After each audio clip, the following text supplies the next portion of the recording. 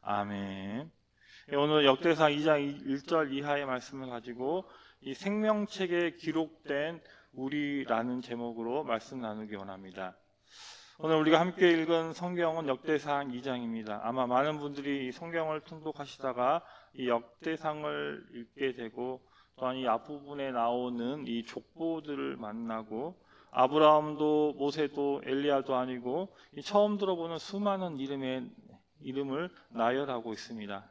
그러면서 성경을 읽다가 잠시 이제 숨을 고르게 되거나 혹은 이 많은 이름을 다 어떻게 하는 생각과 함께 다음 장으로 넘어가고픈 마음이 드셨을지도 모르겠습니다.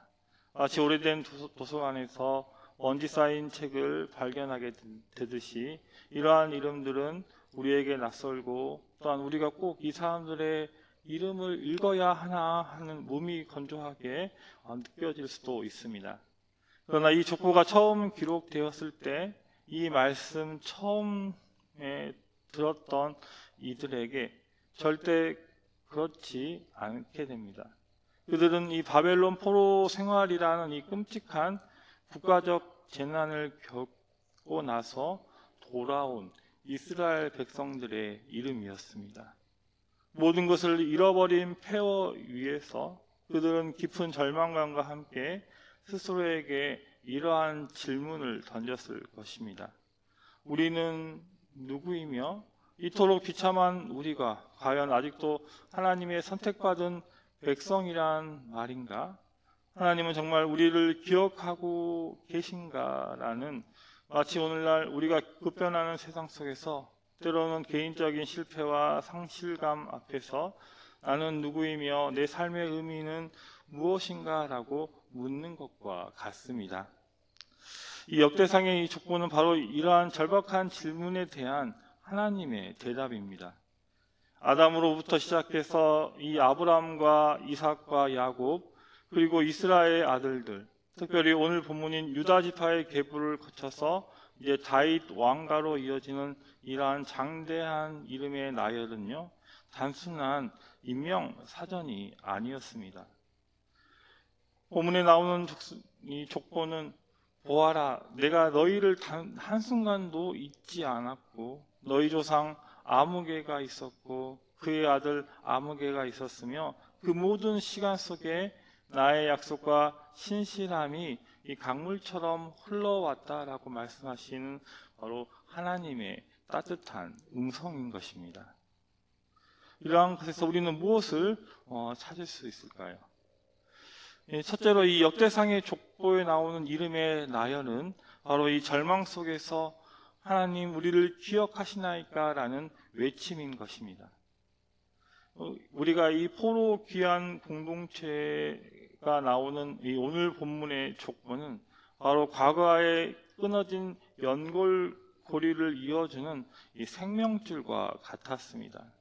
그래서 이 오늘 본문에 나오는 각 이름은 이 하나님의 신실하심에 대한 증거였습니다.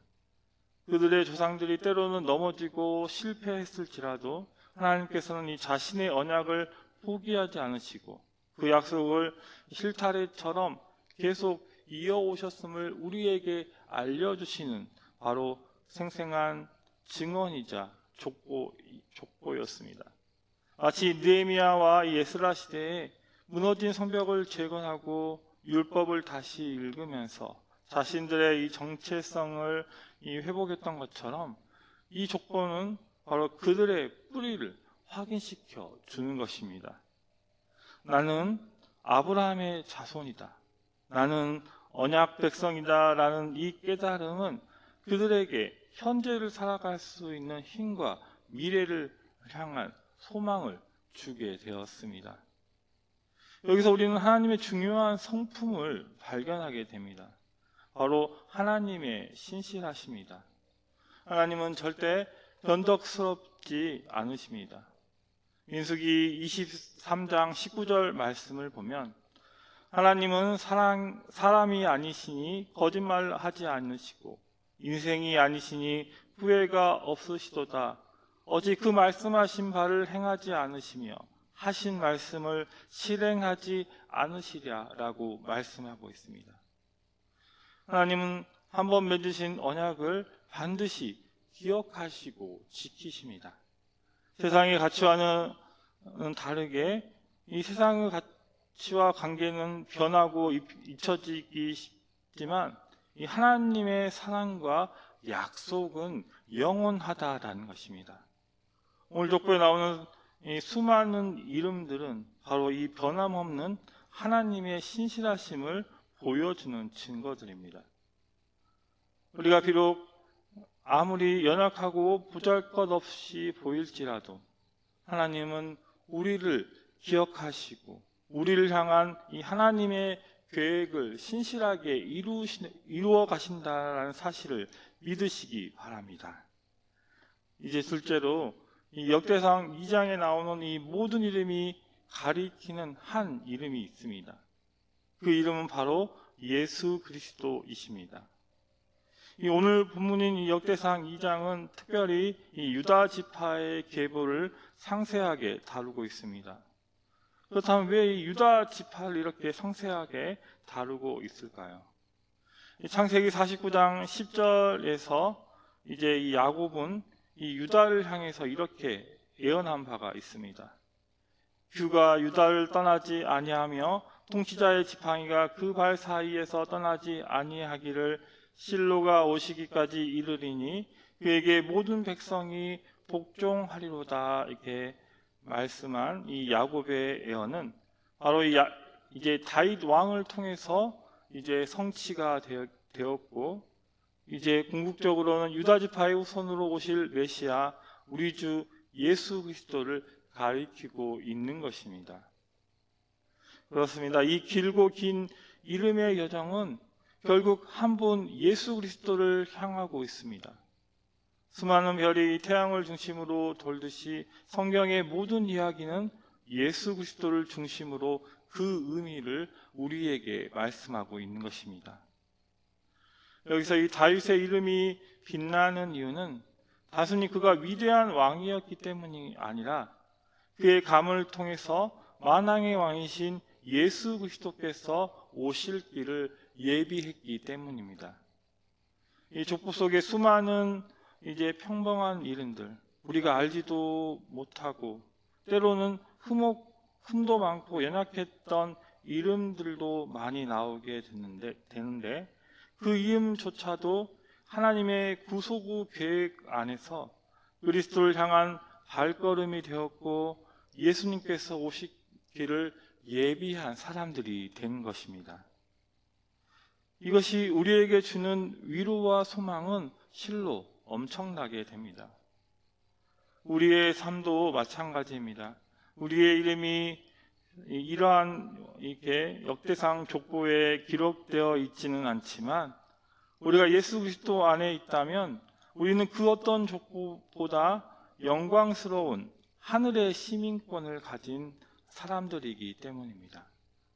우리의 삶이 크고 작은 이야기들, 성공과 실패, 그리고 기쁨과 슬픔 모두가 바로 그리스도 안에서 또한 새로운 의미를 찾고 바로 예수 그리스도의 위대한 구속 드라마의 일부가 된 것을 믿으시기 바랍니다.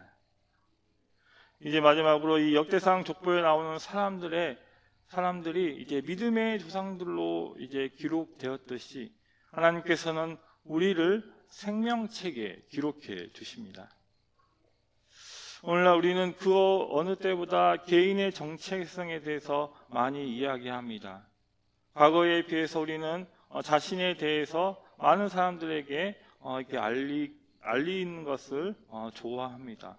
우리가 가지고 있는 스마트폰 속에 있는 카톡이나 또 유튜브나 인터넷 블로그 같은 미디어를 통해서 자신을 다른 사람에게 그리고 세상에 이렇게 드러내면서 그리고 또한 다른 사람들과 비교하면서 이제 자신의 가치를 찾으려고 애를 쓰고 있습니다.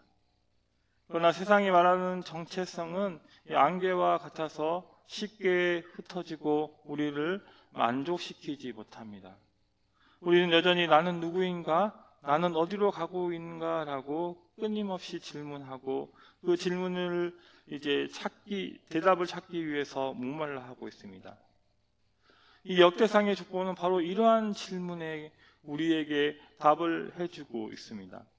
우리는 홀로 떨어진 존재나 우연히 태어난 존재가 아니라 바로 아담으로부터 시작해서 하나님의 거대한 이야기 속에 연결된 존재라는 것입니다.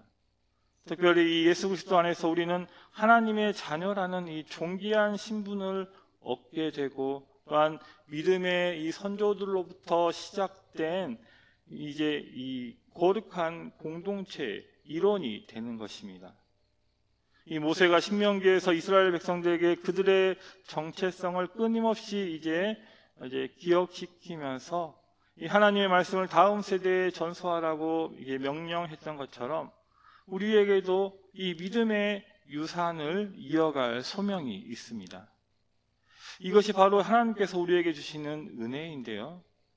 우리의 어떠함 때문이 아니라 바로 전적인 하나님의 은혜로 우리는 하나님의 가족으로 부름을 받은 것입니다. 그리고 이 정체성은 우리에게 이 거룩한 소명을 우리에게 주고 있습니다. 우리는 더 이상 내 자신만을 위해서 사는 존재가 아니라 바로 하나님의 영광을 위해서 그리고 우리가 속한 믿음의 공동체를 위해서 살아가도록 부름을 받은 것입니다. 이 공동체 안에서 우리는 서로를 격려하고 세워주며 함께 하나님의 뜻을 이루어가는 기쁨을 누리시는 저와 여러분 되시기 바랍니다. 사랑하는 성도 여러분, 이 역대 이상의 2장에 나오는 바로 잊혀진 듯한 이름들은 결코 이 과거 성경 속에 기록된 일반적인 기록이 아닙니다. 그것은 바로 시대를 넘고 우리에게 말씀하시는 이 하나님의 살아있는 음성이 되는 것입니다. 역대상 2장에 나오는 이름들은 바로 하나님의 변함없는 신실하심을 우리에게 가르쳐주고 있고 또한 모든 역사의 주관자이신 예수 그리스도를 또한 가리키고 있으며 오늘 살아간 우리에게 참된 정체성과 거룩한 소명을 일깨워주고 있습니다. 비록 나의 이름이 이 역대상에 기록되어 있지 않을지라도 바로 예수 그리스도를 믿음으로 말미암아 나의 이름이 어린 양의 생명책에 영원히 기록되었음을 기억하시기 바랍니다. 요한계시록 3장 5절에 이기는 자는 이와 같이 흰옷을 입을 것이요 내가 그 이름을 생명책에서 결코 지우지 아니하고 그 이름을 내 아버지 앞과 그의 천사들 앞에서 시인하리라 라고 말씀하시는 것처럼 우리는 우리에게 주실 이 하나님의 이 약속을 바라보시고 하나님의 신실하심을 붙드시며 그리스도 안에서 주어진 소명을 따라 힘차게 살아가시는 오늘 하루가 되시기를 주님의 이름으로 축복합니다. 기도하겠습니다. 신실하신 하나님 아버지, 우리가 잊혀진 이름들처럼 연약한 우리를 기억하여 주시고 예수 그리스도 안에서 변하지 않는 사랑으로 하나님의 자녀 삼아 주시니 감사합니다.